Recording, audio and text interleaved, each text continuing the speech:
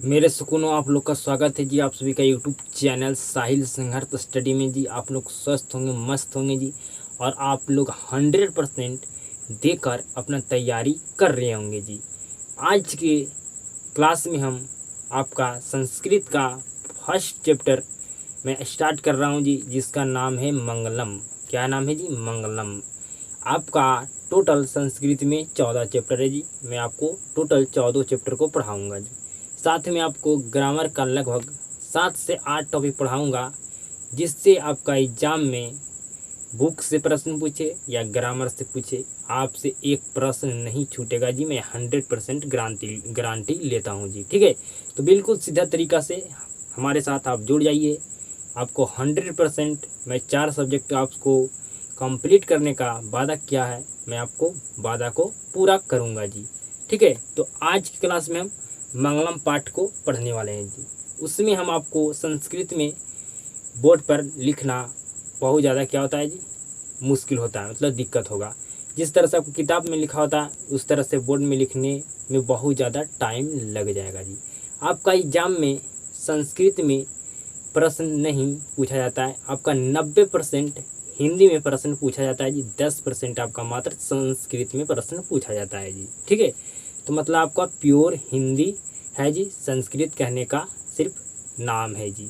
ठीक है, तो बिल्कुल भाली भांति आप समझने का प्रयास कीजिएगा जी। पहला चैप्टर को आपको सारा मैं इम्पॉर्टेंट पॉइंट पर चर्चा करूँगा, जिससे आपका एग्जाम में एक भी प्रश्न नहीं छूटेगा जी। मैं आपसे वादा करता हूँ। तो बिल्कुल आप सीधा तरीका से इस वीडियो को बिल्कुल अच्छे तरीक़ा से आप देखिएगा जी। तो हम शुरू करते हैं जी। बिल्कुल ध्यान से समझिएगा जी। मंगलम जो आपका पाठ है जी, इसका लेखक कौन है जी? तो वेद व्यास। कौन है जी? वेद व्यास। अगर आप नहीं जानते हैं तो जान लीजिए। मैं आपको शुरू से पढ़ा रहा हूँ जी कि हर एक प्रश्न आपसे नहीं छूटना चाहिए, आपका हर एक प्रश्न बनना चाहिए जी। तो मंगलम पाठ के लेखक कौन है जी? वेद व्यास। समझिएगा बिल्कुल ध्यान से जी। मंगलम पाठ में कुल 5 मंत्र है। आपसे एग्जाम में प्रश्न पूछा जाएगा कि मंगलम पाठ में कितने मंत्र हैं? तो 5 मंत्र है।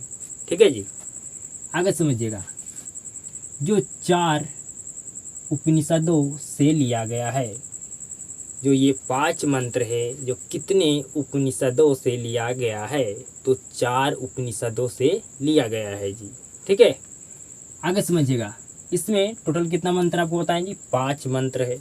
ठीक है, जो पंडित जी मंत्र पढ़ते हैं उसी तरह से आपका ये मंत्र है जी। ठीक है, तो समझिएगा बिल्कुल ध्यान से। 5 मंत्र में से आपका एग्जाम में 1 या 2 मंत्र तो पूछेगा ही पूछेगा जी। ठीक है, तो बिल्कुल ध्यान से समझिएगा जी। पहला मंत्र है हिरण्य हिरण्यमयन पात्रन सत्य सत्य सत्य अस्तम पिहितम मुखम। ये जो आपका पहला मंत्र है, ये आपका कौन सा उपनिषद से लिया गया है जी? तो ईशावास्य उपनिषद से लिया गया है जी। ईशावास्य उपनिषद से लिया गया है जी। क्या पहला मंत्र है जी? हिरण्यमयन पात्रन सॉरी जी हिरण्यमयन पात्रेन सत्य सत्य अस्तपिहितम मुखम।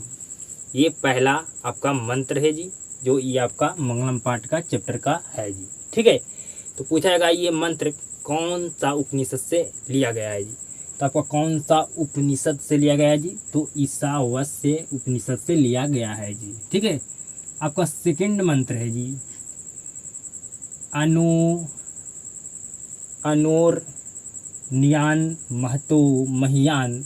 ये आपका जो मंत्र है, ये आपका कंठो उपनिषद से लिया गया है जी। ठीक है, सॉरी जी, कंठोप उपनिषद से लिया गया है जी। आप ध्यान में रखिएगा जी। अगला आपका मंत्र है सत्यमेव जयते। ये आपका जो मंत्र लिया गया है कौन सा उपनिषद से जी? तो मुंडकोप उपनिषद से। मुंडकोप मुंडकोप उपनिषद से लिया गया है जी। ये आपका मंत्र है जी, सत्यमेव जयते। आपका चौथा मंत्र है जी, यथा नंदी अस्तनंद मनः समुद्रे। ये आपका जो मंत्र है जो कौन सा उपनिषद से लिया गया है जी, तो मुंडकोप उपनिषद से लिया गया है जी। मुंडकोप उपनिषद से लिया गया है जी।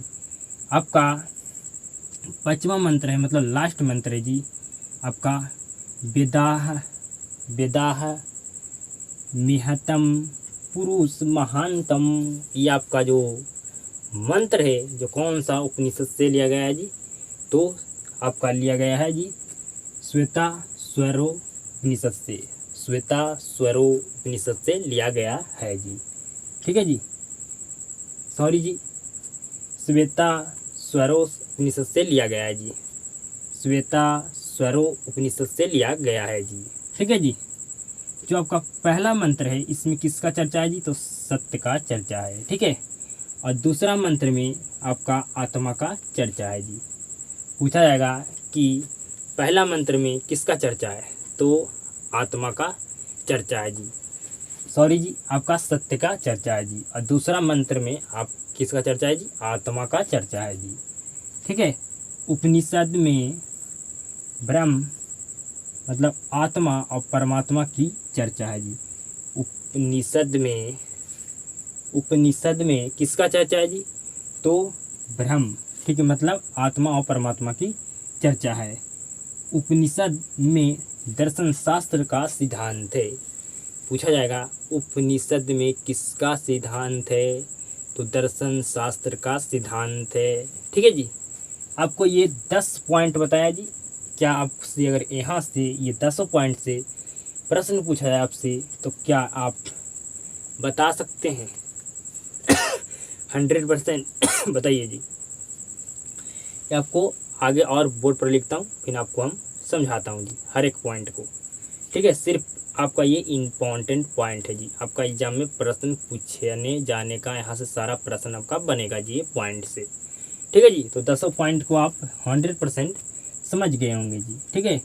यहाँ पर आपका 5 मंत्र है जी। ठीक है जी। ये 5 मंत्र में से आपका 1 या 2 मंत्र एग्जाम में पूछा जाता है जी। ठीक है जी।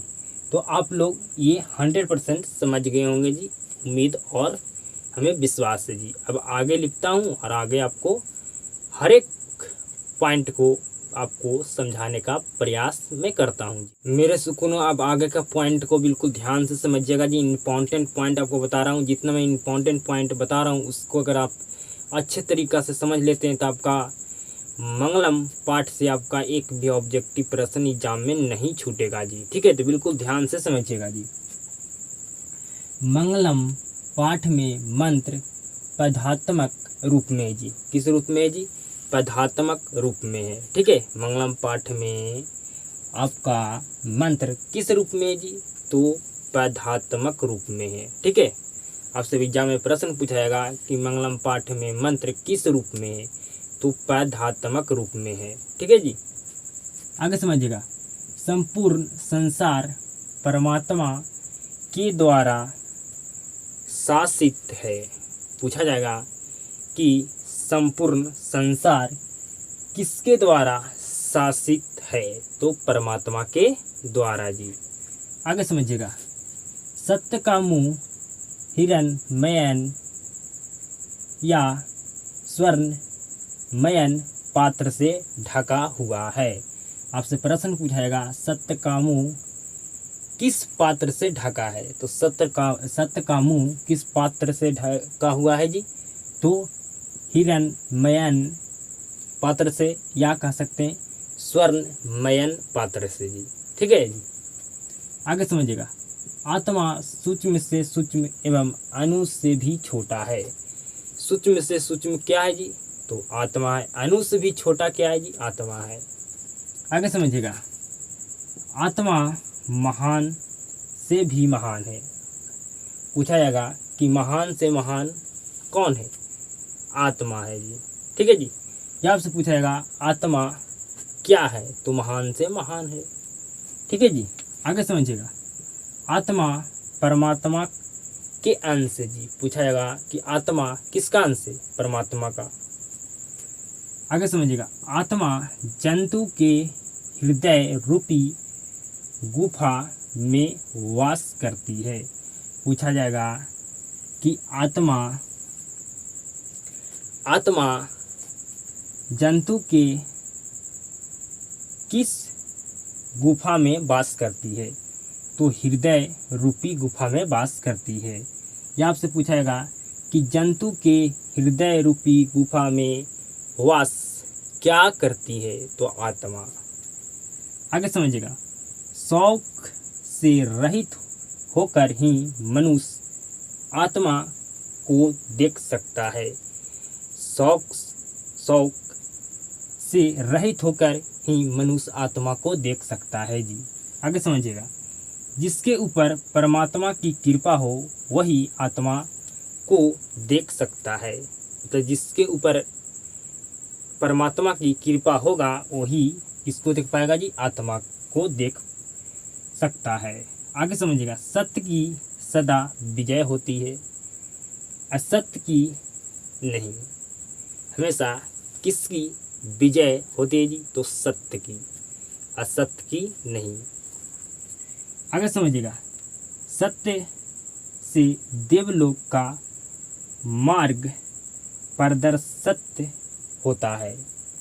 सत्य से देवलोक का क्या प्रशस्त होता है, प्रशस्त होता है जी, बताइए, तो मार्ग। क्या जी, मार्ग। ठीक है, सत्य से ही देवलोक का क्या प्रशस्त होता है जी, प्रशस्त होता है जी, तो क्या होता है जी, मार्ग। ठीक है जी, तो ये सारे पॉइंट आपको समझ में आ चुका होगा जी 100%। ठीक है जी, आपको 4 से 5 पॉइंट और आपको समझाना है, ये आपका चैप्टर समाप्त हो जाएगा। आप ऑब्जेक्टिव प्रश्न इस चैप्टर का लगाइएगा, आपसे 100% सभी प्रश्न इसका ऑब्जेक्टिव इस चैप्टर का आपसे 100% बनेगा जी। अब आपको आगे के पॉइंट को समझना बिल्कुल ध्यान पूर्वक जी। अब मेरे सुकूनों, आगे का पॉइंट को बिल्कुल ध्यान से समझिएगा जी। आपका 4 से 5 पॉइंट और है जी, समझ लीजिएगा, आपका चैप्टर ये समाप्त हो गया जी। बिल्कुल ध्यान से समझिएगा जी। नदियाँ नाम और रूप छोड़कर समुद्र में मिल जाती है। नदियाँ जो है नाम और रूप छोड़कर कहाँ मिल जाती है जी, तो समुद्र में। कहाँ जी, समुद्र में। आपसे प्रश्न पूछा जाएगा। विद्वान नाम रूपी भक्ति कर विमुक्त हो जाते हैं, अर्थात परमात्मा में मिल जाते हैं। कहाँ मिल जाते हैं जी, जो विद्वान नाम रूपी भक्ति कर विमुक्त हो जाते हैं, अर्थात परमात्मा में मिल जाते हैं।